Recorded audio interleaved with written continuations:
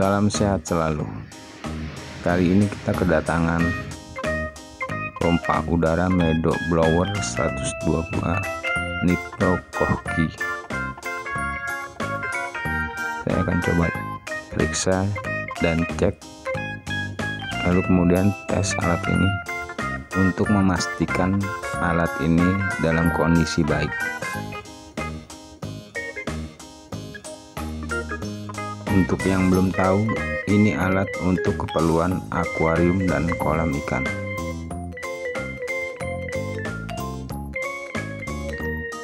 Berat dari alat ini 9,4 kg. Ini alat tambahannya. Alat ini menggunakan daya 130 watt dengan voltase 230 volt. Oke, sekarang ini dalam kondisi baik.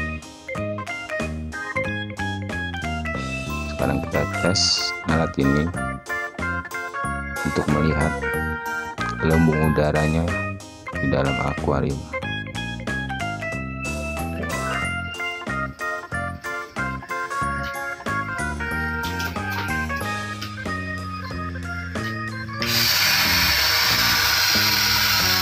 Ya, ini gelembung udaranya.